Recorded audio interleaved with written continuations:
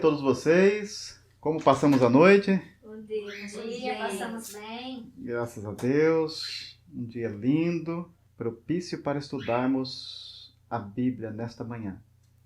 Hoje nós vamos estudar o livro de Daniel, capítulo 2. Vamos ver sobre o sonho que teve Nabucodonosor. Essa profecia do capítulo 2 é de suma importância para o estudo das outras profecias. Por quê? Aqui no capítulo 2 de Daniel, nós temos aqui um quadro profético e esse quadro profético se faz o alicerce para todas as demais profecias de Daniel e também de Apocalipse. Aqui o alicerce. Os outros capítulos vão agregando conteúdos, mas em cima desse alicerce. Não sai nem para a direita e nem para a esquerda.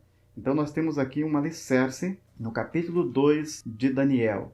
Outra coisa que é bom ressaltar, o estudo de hoje vai ser baseado no princípio historicista.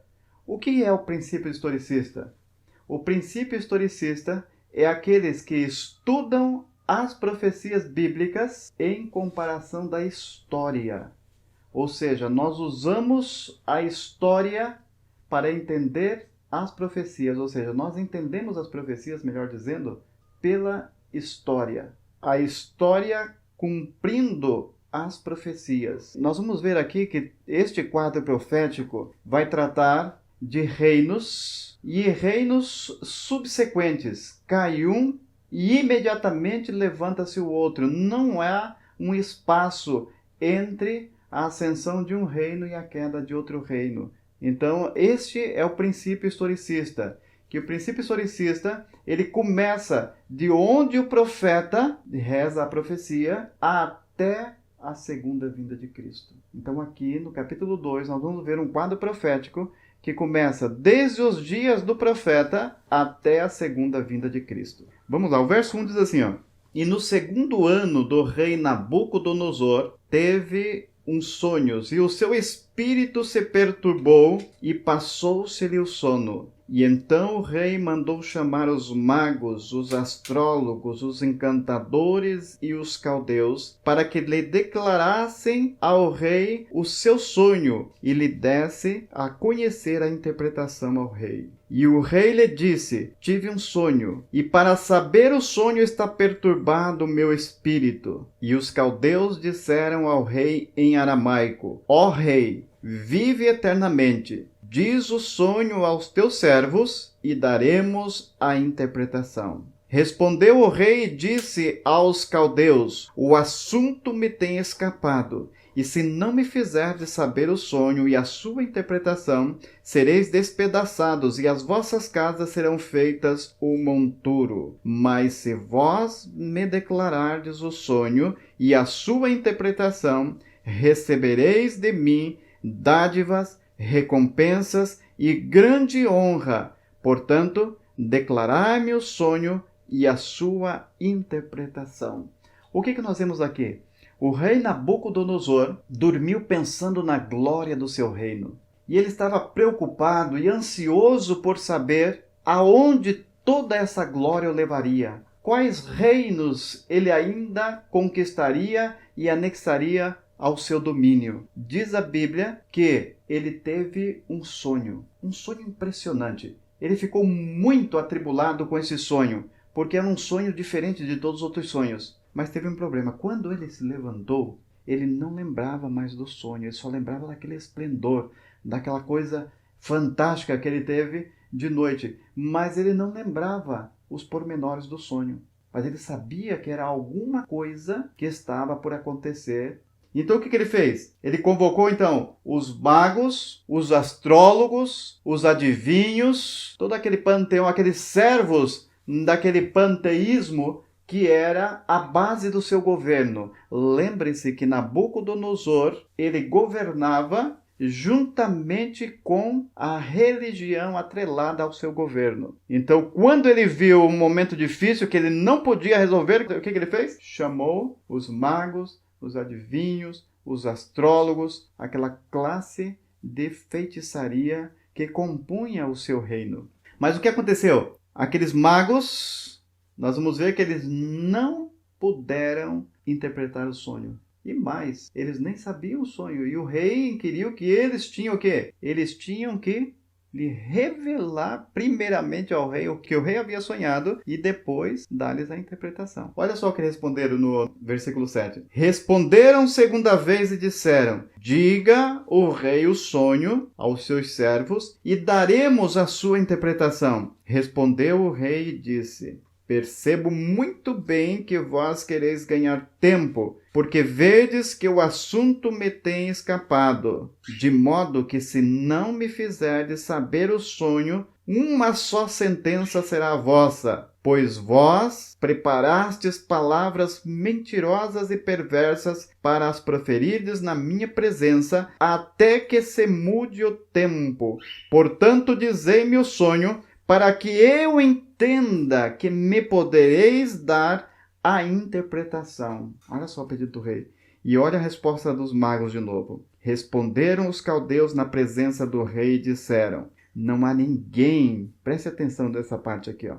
Não há ninguém sobre a terra que possa declarar a palavra ao rei, pois nenhum rei, grande ou dominador, que requeira coisa semelhante de algum mago ou astrólogo ou caldeu. Porque o assunto que o rei requer é difícil e ninguém há que possa declarar diante do rei, senão quem? Senão os deuses, cuja as moradas não é com a carne. Olha só o que esses magos estão dizendo. Olha só, rei, o assunto que o Senhor pede para os seus magos é coisa difícil. Não há ninguém na terra que possa declarar esse segredo. Somente os deuses. E os deuses não moram com os homens. Percebam aqui, irmãos, a característica do Deus desses homens. O Deus deles não mora com os homens. Primeira característica. Segunda característica, não revela os segredos aos seus servos, os falsos profetas. Então, o Deus dele não mora com os homens e não revela os seus segredos aos seus falsos profetas. Vamos ver aqui como que é o Deus dos céus. Daqui a pouco vai entrar aqui um servo do Deus dos céus. E vamos ver agora a característica dos deuses dos céus, para nós contrastarmos com a característica desses falsos deuses, a quem esses caldeus, esses magos, esses adivinhos, esses feiticeiros adoravam. João, capítulo 1, versículo 14. Evangelho de João, capítulo 1, versículo 14. Vamos ver aqui a característica do Deus verdadeiro em contraste com a característica dos deuses falsos. João, capítulo 1, versículo 14. E o Verbo se fez carne e habitou entre nós, e vimos a sua glória, como a glória do unigênito do Pai, cheio de graças e de verdade. O que diz o texto aqui? Que o Verbo, que é Deus, ele se fez o quê?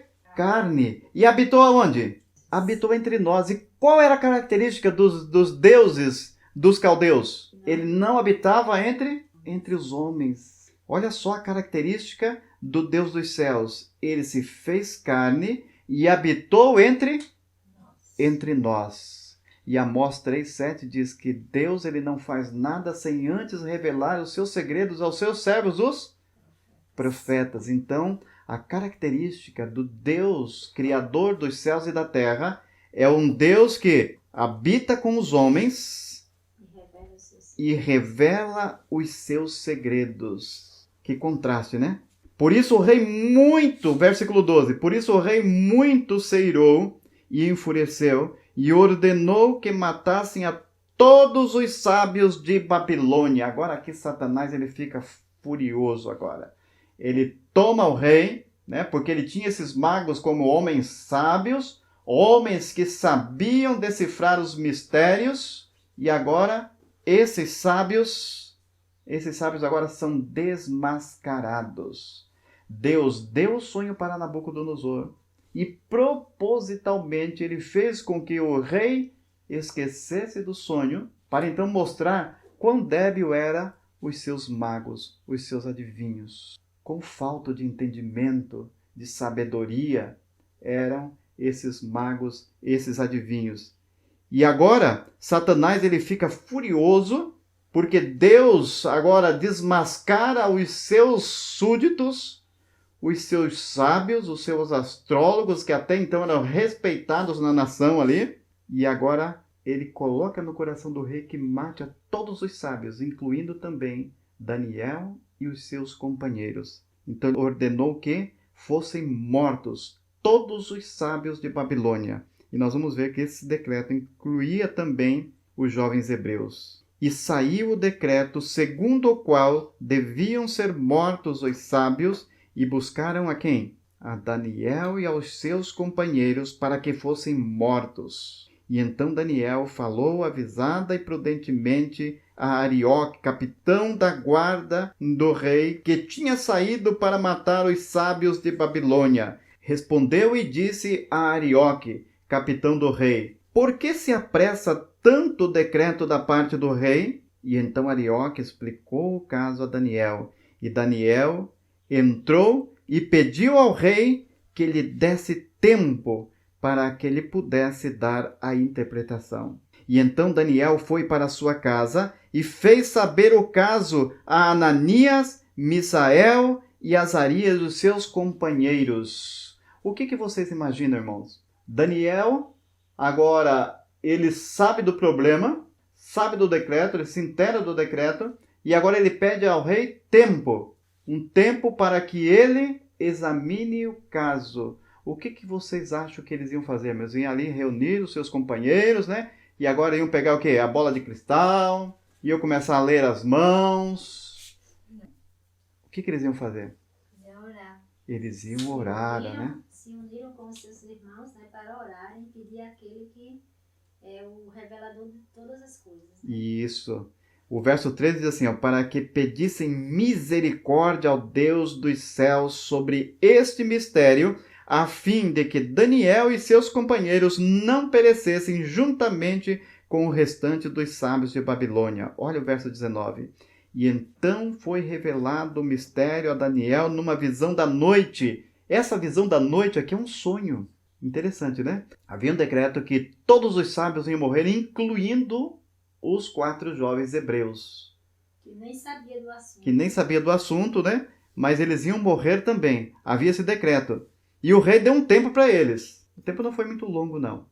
Mas eles podiam ficar, né, preocupados e abatidos. Nós, quando temos um problema, geralmente o que acontece? A gente não consegue dormir, né?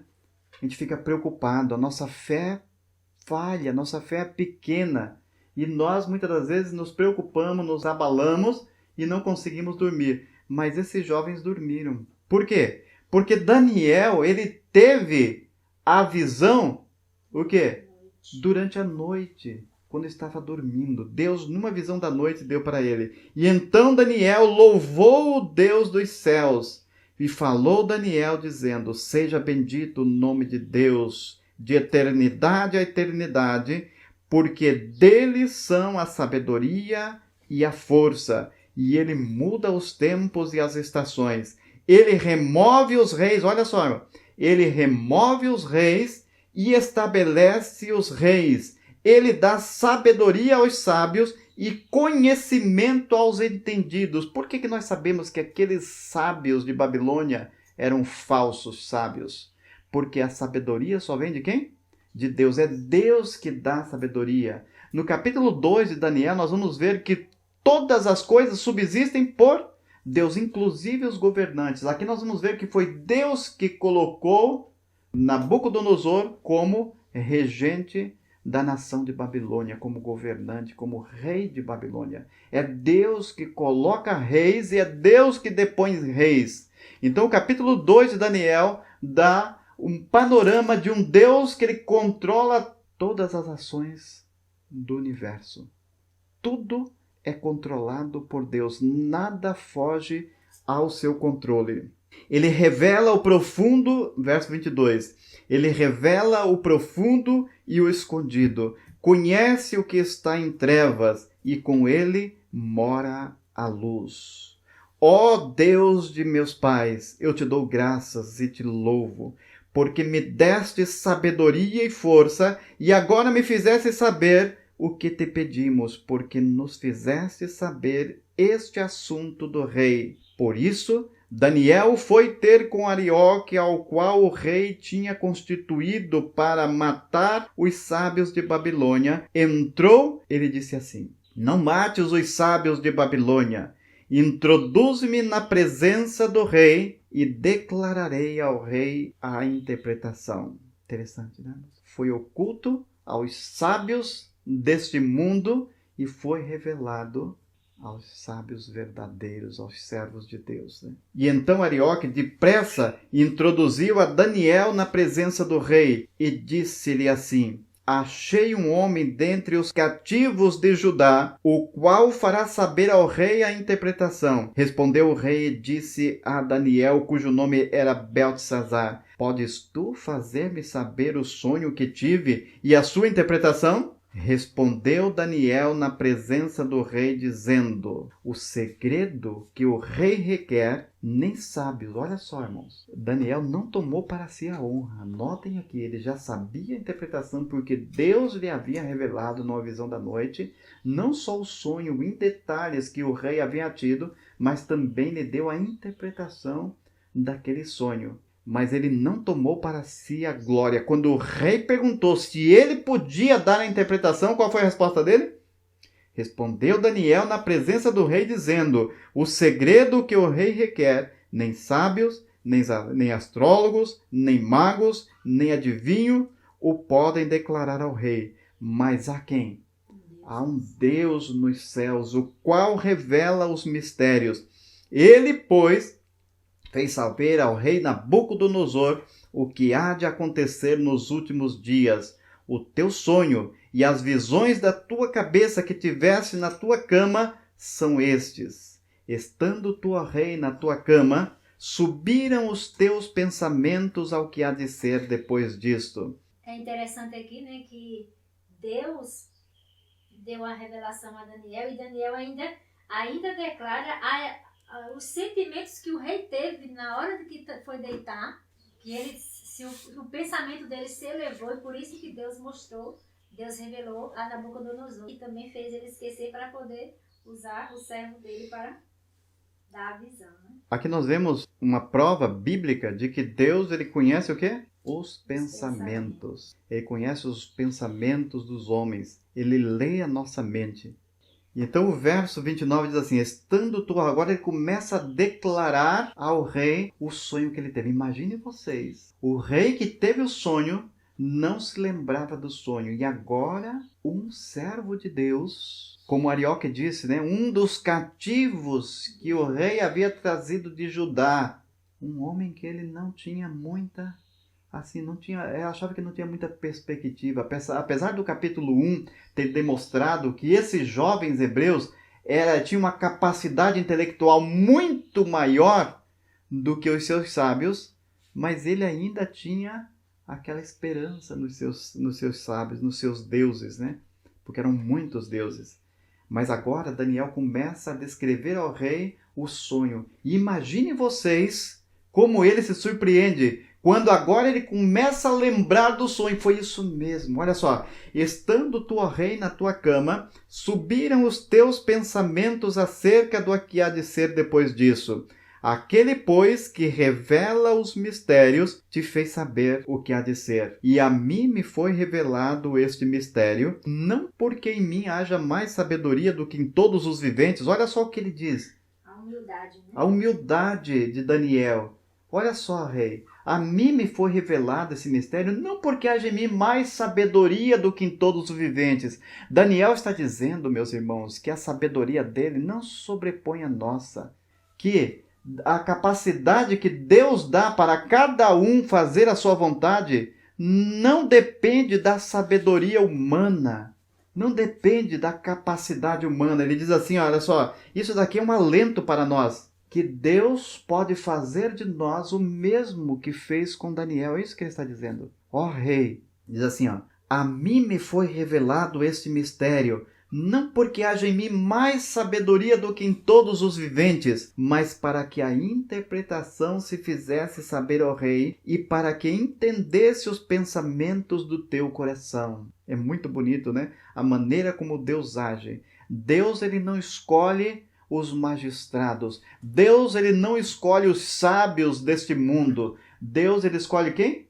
Os humildes. Os humildes. E ele aborrece os orgulhosos. Portanto, meus irmãos, se nós queremos ser grandes no reino de Deus, que começa aqui na terra, nós já estamos vivendo sobre este reino de Deus. Se nós quisermos ser grandes no reino de Deus, nós temos que ser o quê?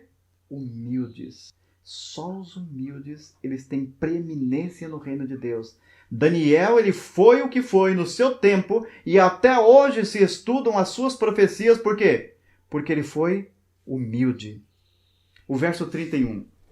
Tu, ó rei, estavas vendo, e eis aqui uma grande estátua. Essa estátua que era imensa, cujo esplendor era excelente, e estava em pé diante de ti, e a sua aparência era terrível. A cabeça daquela estátua era de ouro fino, o seu peito e os seus braços de prata, o seu ventre e a sua coxa de cobre, as pernas de ferro, os seus pés em parte de ferro e em parte de barro. E estavas vendo isto, quando uma pedra foi cortada sem auxílio de mão, a qual feriu a estátua nos pés de ferro e de barro, e o esmiuçou. E então foi juntamente esmiuçado o ferro, o barro, o bronze, a prata e o ouro, os quais se fizeram como as praganas das eiras no estio, e os ventos levou, e não se achou lugar algum para eles. Mas a pedra que feriu a estátua se tornou um grande monte e encheu toda a terra. Este é o sonho e também a interpretação dele, diremos na presença do rei. Que quadro profético interessante. O rei, quando Daniel terminou de lhe dar o sonho que ele havia tido na noite anterior, quando Daniel descreve pormenores do sonho, ele ficou impressionado. Como é que pode? Só pode ter sido obra de um Deus todo-poderoso. Este homem realmente é servo do Deus dos deuses. E olha só o sonho que ele teve, irmãos. Ele teve o sonho de uma grande estátua. A cabeça da estátua era o quê? De ouro. Era de ouro fino, ouro puro. E o peito do quê? Prata. O peito de prata. E o ventre? Bronze. O ventre de bronze. As pernas? Ferro. De ferro. E os pés? Parte de ferro, parte de barro. Os pés eram em parte de ferro e em parte de barro. Agora, para sabermos a interpretação, nós não precisamos ir a lugar nenhum, porque o próprio Daniel, ele dá a interpretação ao rei e nós temos esse relato na Bíblia. O verso 36, ele agora começa dar a interpretação ao rei Nabucodonosor. Este é o sonho. Também a interpretação diremos na presença do rei. Tu, ó rei, és rei de reis, a quem o Deus dos céus tem dado o reino, o poder, a força e a glória. E onde quer que habitem os filhos de homens, na tua mão entregou os animais do campo e as aves dos céus, e fez que reinasse sobre todos eles. Tu és o quê? Tu és a cabeça de ouro. Então Daniel disse ao rei Nabucodonosor que aquela cabeça de ouro representava ele e o seu reino. Mas que não ia durar para sempre. Ele achava que o seu reino ia durar para sempre. Esse era o desejo do seu coração. E assim ele pensava. Mas olha o verso 39. E depois de ti se levantará outro reino inferior ao teu. Diz que depois do metal, que era o ouro, que era a cabeça, ia se levantar o quê? Um outro reino inferior. Então aqui nós temos algumas dicas aqui. Nós sabemos que essa estátua, com esses diferentes metais, simbolizam o quê? Reinos, que simbolizam a história deste mundo, com os seus reinos, um sucedendo ao outro. Por quê? Porque aqui, no versículo 39, ele diz assim, ó, e depois de ti se levantará outro o quê? Outro reino. Então, se ele disse que a cabeça de ouro representava Babilônia, e que depois de Babilônia se levantaria outro reino, é claro que o primeiro metal simbolizava também um reino. Então aqui nós vemos uma sucessão de reinos. E notem aqui que os metais, eles vão se desvalorizando, né? Primeiro o ouro, que é o metal mais precioso, Depois nós temos a prata, que a prata é inferior ao ouro, né? Tanto em qualidade como em valor, né? Como em preço. E depois nós temos o quê? O bronze, que é inferior à prata. E depois nós temos o quê? O ferro, que é inferior a todos esses metais. E depois os pés já nem é ferro puro, mas é ferro misturado com o quê? Com barro. Então nós vemos aqui, irmãos, que um contraste entre a teoria da evolução, que o homem ele vai evoluindo e vai melhorando. Aqui nós vemos o contrário. Aqui nós vemos que a raça humana, ela vai o quê? Se degradando cada vez mais. Ela vai diminuindo em forças morais, ela vai diminuindo em sabedoria, vai diminuindo em honra. Ela vai o quê? Se degenerando. A história bíblica, ela é oposta à teoria da evolução. Ela é oposta à teoria da imortalidade da alma, que o homem morre e depois ele reencarna para ele ir melhorando. Não, a história diz que o homem ele vai de mal a pior, cada vez mais. E agora diz assim, ó, e um terceiro reino de bronze. Aonde estava o bronze na estátua? No quadril. No quadril.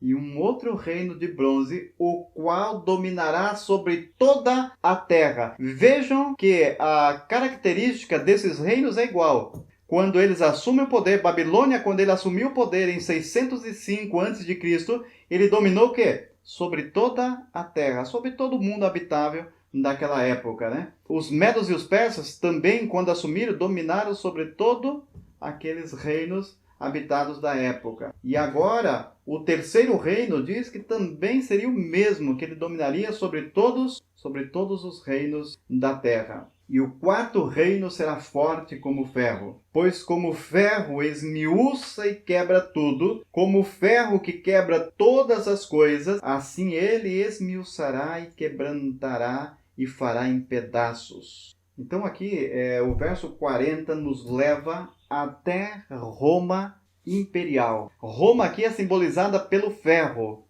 Os historiadores, eles chamam Roma, a monarquia de Roma, como a monarquia de ferro. Por quê? O ferro era um metal comum no Império Romano. Os seus escudos eram feitos de ferro, as suas lanças de ferro, as suas espadas de ferro. Ou seja, com este ferro eles esmiuçava e quebrantava tudo que estava à sua frente. Nós vamos ver aqui alguns detalhes desta monarquia e como ela subsistiu até a segunda vinda de Cristo. Por quê? Porque a profecia de Daniel diz que esta potência ela ia subsistir até aos tempos de Cristo. Por quê? Porque aqui fala-se da estátua e agora no final nós vamos ver o que acontece com essa estátua, né? Então notem que este quarto reino ele vai durar até o fim dos tempos. E quanto ao que vistes dos pés e dos dedos em parte de barro de oleiro, olha só, ele fala agora dos pés dessa estátua. E nos pés dessa estátua nós vamos ver agora que nós temos um metal e nós temos o barro. E eu quero que vocês pensem a respeito disso. Olha só, o ouro representava quem? Era um metal, não era? Babilônia. E era um símbolo. E era o símbolo de Babilônia. Os peitos e os braços de prata também eram metal. E também eram um símbolo. Simbolizava o quê? O reino da Medo-Pérsia. Os reinos dos medos e dos persas que se uniram, né? O ventre ali de cobre era um símbolo também. E representava o quê? A Grécia. Representava a Grécia. O ferro era um símbolo também. Representava o quê? Roma Imperial. Roma Imperial. Então, se o metal, o ouro, era um símbolo, se a prata era um símbolo, se o cobre era um símbolo, se o ferro era um símbolo, e aqui no verso 41, quando nós vemos introduzido um outro elemento, que é o barro, será que o barro também não deveria ser um símbolo? Olha só o que ele diz aqui, ó. E quanto ao que viste, o verso 41, e quanto ao que vistes dos pés e dos dedos em parte de barro do quê? Notem essa palavra que é muito importante. Não era qualquer barro. Era um barro de oleiro. E em parte de ferro, isto será um reino dividido. Contudo, haverá nele alguma coisa da firmeza do ferro, pois que viste o ferro misturado com barro de lodo. Ele volta a destacar que não era qualquer tipo de barro, era um barro de lodo. Então, se todos os outros metais eram símbolos, e agora que ele dá um outro elemento que é o barro também deve ser um símbolo. E o que simboliza o barro? Vamos voltar às Escrituras. Vamos ver o que o profeta Jeremias fala a este respeito. Lembrem-se vocês que o profeta Jeremias ele é contemporâneo aos jovens hebreus. O profeta Jeremias teve o seu ministério ali por volta do ano 621 a.C. Ou seja, o que ele está escrevendo aqui é a respeito do cativeiro babilônico que ia se dar alguns anos depois, no ano 605, quando o profeta Jeremias ainda estava vivo. E olha só a profecia que ele dá a respeito desse cativeiro que Deus ia levar ao seu povo. Jeremias capítulo 18, versículo 1 a 6. A palavra do Senhor que veio a Jeremias dizendo: levanta-te e desce à casa do oleiro. Notem a expressão aqui. A casa de quem? A casa do oleiro. E lá farei ouvir as minhas palavras. E desci à casa do oleiro. E eis que ele estava fazendo a sua obra sobre as rodas, como o vaso que ele fazia de barro, quebrou-se na mão do oleiro, tornou a fazer dele outro vaso, conforme o que pareceu bem aos olhos do oleiro fazer. E então veio a mim a palavra do Senhor, dizendo: não poderei eu fazer de vós como fez este oleiro, ó casa de Israel? Então, o que simboliza este vaso de barro que o oleiro estava fazendo aqui?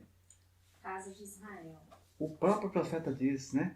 Não poderei fazer eu de vós, ó casa de Israel, como fez este oleiro? O que o oleiro estava fazendo? O oleiro estava fazendo um vaso de barro, um vaso formoso de barro. Mas quando ele estava com o vaso pronto nas suas mãos, o que aconteceu? O vaso caiu e se quebrou. Isso simbolizava o quê? Que Deus estabeleceu o seu povo como um vaso glorioso. Nós vamos ver que esse povo de Israel simboliza a igreja de Deus, como uma igreja gloriosa que ia impartir a sua mensagem para todos os povos. Mas quando este vaso estava formado, formoso e bonito, ele se o quê? Ele se quebrou no cativeiro babilônico. Esse quebrantar do vaso era quando Deus ia entregar o seu povo na mão dos opressores ali, na mão do opressor Nabucodonosor, e esse vaso agora ia se quebrar. Mas o que Deus disse para o profeta que ele ia fazer?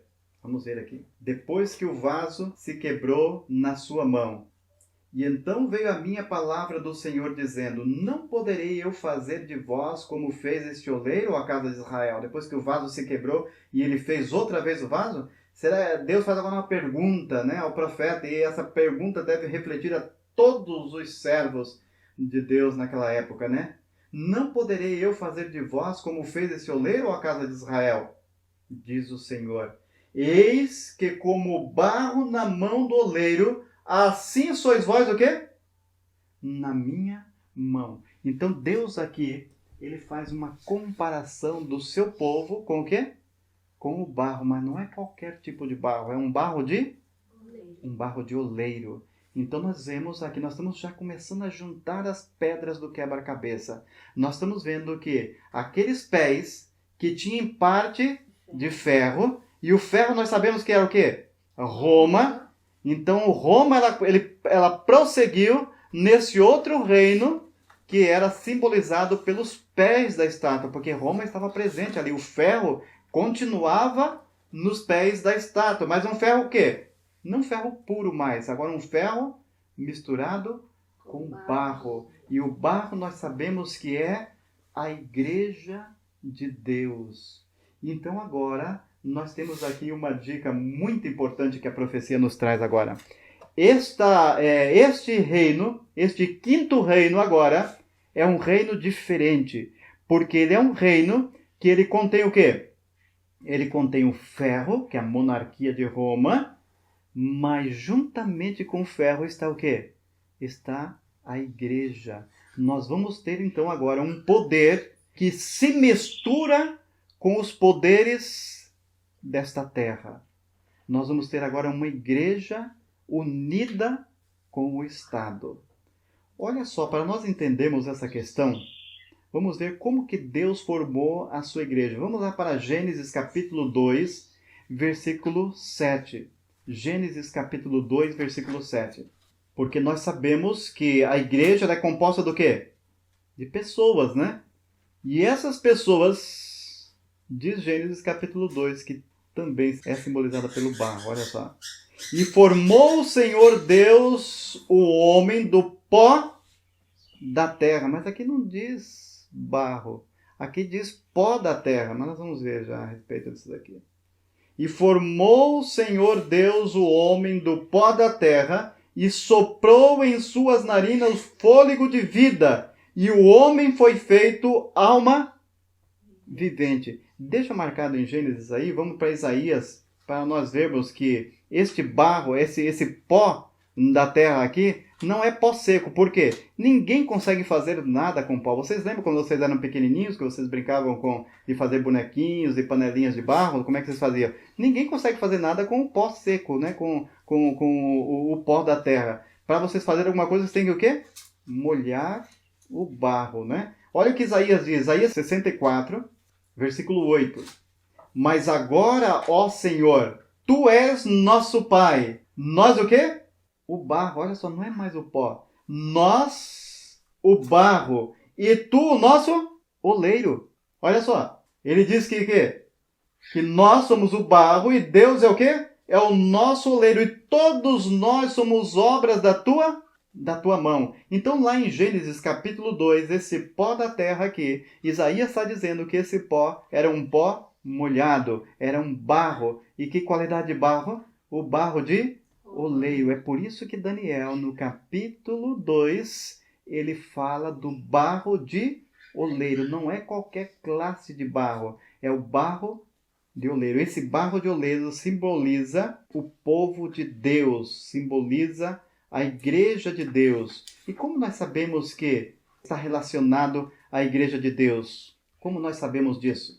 Lá em Gênesis capítulo 2, versículo 7, nós vimos que do barro Deus formou o homem, ou seja, Deus formou o homem completo, com todos os seus órgãos, né? Com a língua, com os olhos, com a orelha, com o nariz, o coração, os rins, o fígado, o baço. Ou seja, ele formou o homem completo. Mas o homem ali, quando foi formado, estava como? Inerte. Faltava o quê? Faltava a vida. Gênesis 2 diz que Deus soprou em seus narizes o quê? O fôlego da vida. E agora o homem passou a ser alma vivente. Então aquele corpo que ele formou do barro, sem o fôlego de Deus, ele continua sendo barro, com todos os órgãos formados e tudo, mas continua sendo barro. Mas quando Deus agora ele compartilha do seu fôlego de vida, que nós vemos que o fôlego de vida de Deus é o seu espírito, quando ele sopra no homem o seu espírito, o homem agora passa a ser uma outra qualidade de barro, passa a ser agora uma alma vivente. Vamos ver mais a respeito disso lá em Colossenses capítulo 1, versículo 18. Vamos ver o que o apóstolo Paulo fala sobre este corpo. Porque o apóstolo Paulo vai dizer aqui que a igreja de Deus é formada por quê? Por muitos membros, mas que Cristo é a cabeça da igreja. Vamos lá. Então, a igreja de Deus, ela é formada o quê? Do barro, em junção com o Espírito de Deus. E vamos ver o que o apóstolo Paulo acrescenta aqui. Colossenses capítulo 1, versículo 18. Ele é a cabeça e o corpo da igreja. É o princípio e o primogênito dentre os mortos, para que em tudo tenha a preeminência. Então nós vemos que a igreja de Deus é um corpo e que Cristo é a cabeça desse corpo, que é a igreja, né? O mesmo apóstolo Paulo, em 1 Coríntios, capítulo 12, versículo 12 e 13. Agora ele vai dizer aqui a respeito desses membros, quando eles estão todos unidos em um só corpo, o que ele é capaz de fazer. Porque assim como o corpo é um e tem muitos membros, e todos os membros, sendo muitos, são um só corpo, assim é Cristo também. Pois todos nós fomos o quê? Batizados em um Espírito e formando um corpo, quer judeus, quer gregos, quer servos, quer livres,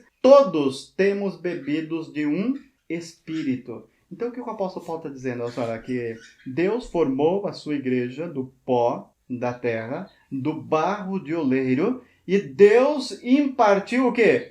O Espírito. Quando este corpo agora, ele se une a Cristo, ele deixa Cristo controlar a sua vida, ou seja, ele deixa Cristo ser a cabeça dele, esses membros todos unidos, tendo uma só cabeça, que é Cristo, e sendo inspirados pelo Espírito de Deus, esse corpo agora se torna o quê? Uma igreja gloriosa, uma igreja ativa. É isso que ele está dizendo. E ele está fazendo isso, alusão ao dia de Pentecoste, quando todos receberam do Espírito Santo. Lembre-se vocês de como era a igreja antes de Pentecoste, né? Era uma igreja que caía aqui e acolá. Mas quando eles, por ocasião do dia de Pentecoste, eles foram cheios do Espírito Santo, o que aconteceu?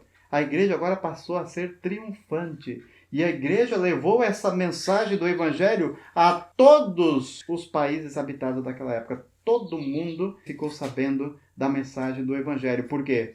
Porque essa igreja, ela não era só barro, mas ela era barro misturado com o quê? Com o Espírito Santo. Era a junção do barro, que é o homem, com o poder do Espírito Santo. É bom enfatizarmos bem, por quê? Porque nós temos que ver que isso daqui é um conceito bíblico. Não sou eu que estou dizendo. Isso aqui são os profetas. Vamos abrir as nossas Bíblias em Ezequiel, capítulo 37, versículo 10 e 11. Nós vamos ver confirmado agora pela boca de outro profeta que realmente a igreja de Deus é simbolizada pelo barro. Para nós deixarmos bem claro que aquele barro de Daniel, capítulo 2, que já é junto com o ferro, é a igreja misturada com o poder civil. Ezequiel, capítulo 37, versículo 10. O capítulo 37 de Ezequiel é a visão dos ossos secos. Deus levou Ezequiel a um vale que estava cheio de ossos secos. Os ossos estavam todos separados, né? Um osso, a cabeça para um lado, o braço para um outro, perna para outro. Então Deus disse a Ezequiel que ele profetizasse sobre aqueles ossos, e aqueles ossos, eles iam o quê? Voltar a reviver. E ele profetizou. Vamos ver lá. Ezequiel capítulo 37, versículo 10 e 11. E profetizei como ele me deu ordem. E então o Espírito entrou neles e viveram. E se puseram em pé um exército grande em extremo. E então me disse, filho do homem, estes ossos são todo o quê? Casa de Israel. São toda a casa de Israel. Ele está dizendo, esses ossos são a igreja de Israel. Eis que dizem, eles mesmos diziam, os nossos ossos se secaram e pereceu a nossa esperança. Nós mesmos estamos cortados. Os nossos ossos se secaram e pereceu a nossa esperança. Então nós vemos, irmãos, que esse vaso de ossos secos simboliza o quê? A igreja de Deus também no cativeiro babilônico. Ezequiel também era contemporâneo. Inclusive, Ezequiel também foi levado para a Babilônia. E as visões que ele teve foi lá em Babilônia, junto ao rio Quedar e outros rios de Babilônia. Então ele está dizendo o quê? Deus mostrou para ele aquela visão de ossos secos, que os próprios hebreus diziam que eles eram como ossos secos. Por quê? Porque toda aquela glória que eles tinham em Judá se acabou e agora eles eram escravos em Babilônia. Mas Deus disse para eles, assim como ele disse para Jeremias, que aquele vaso quebrado, ele podia fazer daquele vaso quebrado um novo vaso, um vaso de honra, daqueles ossos secos, daquele resto do povo de Israel que estava lá cativo em Babilônia, Deus também podia fazer deles o quê? Uma igreja gloriosa. Quando que ele ia fazer daqueles ossos secos uma igreja gloriosa? quando ele colocasse de volta o seu Espírito. Eles estavam ossos secos, por quê? Porque eles haviam abandonado o Espírito de Deus. E agora, Deus agora promete dar de volta para eles o Espírito Santo. E eles voltariam a ser igreja gloriosa. Então, com isso em mente, nós deixamos bem claro que Daniel capítulo 2 está falando da união da igreja e o Estado.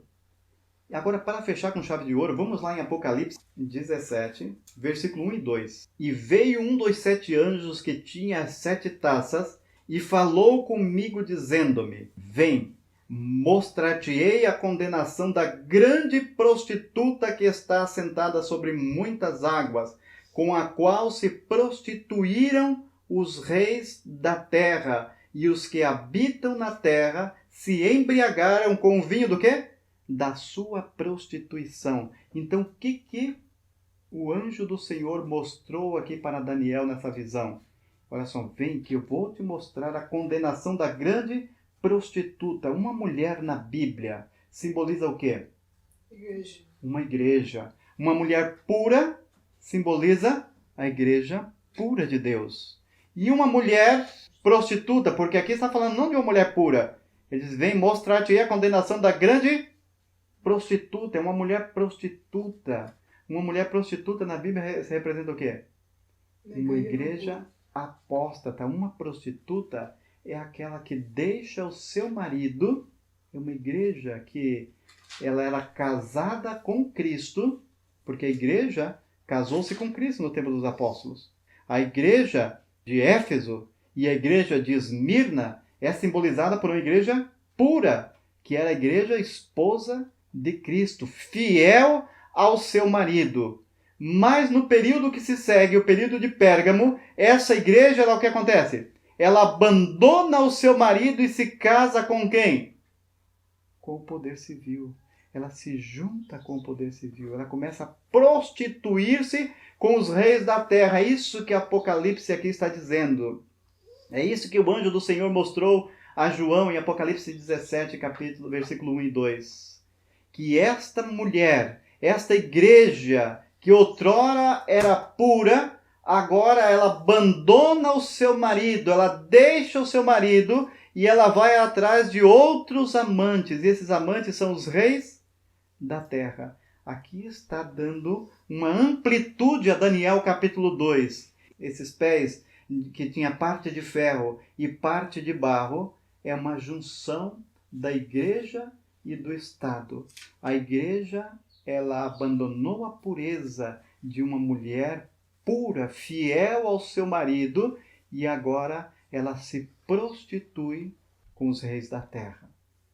Então aqui, nós queremos aqui fechar com chave de ouro essa profecia de Daniel. Daniel capítulo 2. Lembre-se que a profecia de Daniel capítulo 2 é o arcabouço. A profecia de Daniel capítulo 2 é o alicerce para estudarmos todas as profecias do livro de Daniel e também do livro de Apocalipse. Então nós vemos aqui, já no capítulo 2, a união da igreja com o Estado.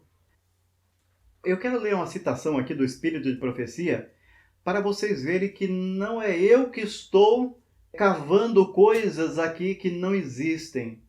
Eu quero que vocês notem que este princípio também é defendido pelo Espírito de Profecia.